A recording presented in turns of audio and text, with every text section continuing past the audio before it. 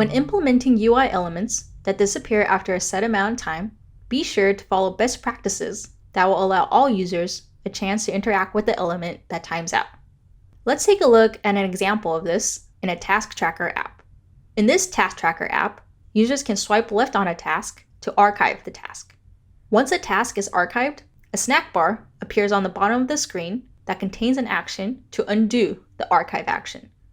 On default settings, the snack bar automatically disappears after a set amount of time.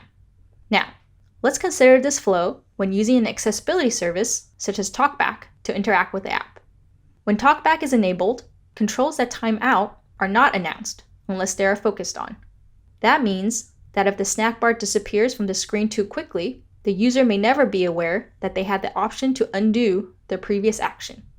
To ensure that the snack bar can be used by everyone, including users of accessibility services, the snack bar widget queries the user's customization for timeout durations to determine how long the snack bar should stay visible on screen.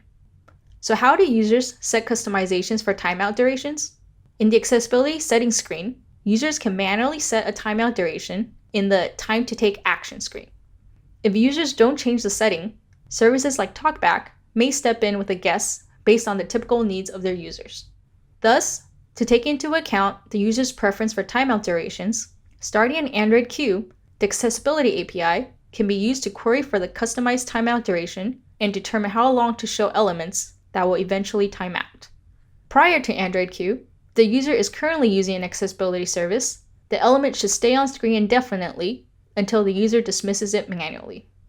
Calling Accessibility Manager is enabled will check to see if any accessibility service, such as TalkBack or Switch Access, is on.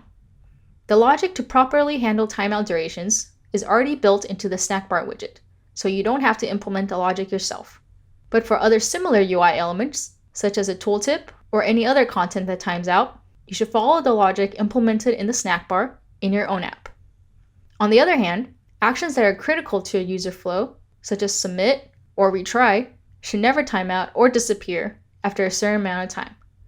Controls for critical actions should only disappear when the user takes another action in the app. For example, if they click on a button in the app to start another user flow, or the action is completed or no longer valid. For example, if a tooltip is shown on what to enter in a text field, the tooltip should disappear after the user has entered some text in the field, or when the user explicitly dismisses the control. In summary, ensure that custom UI elements that disappear after a certain amount of time handle timeouts appropriately by utilizing the accessibility APIs, and that actions associated with high priority user flows never time out.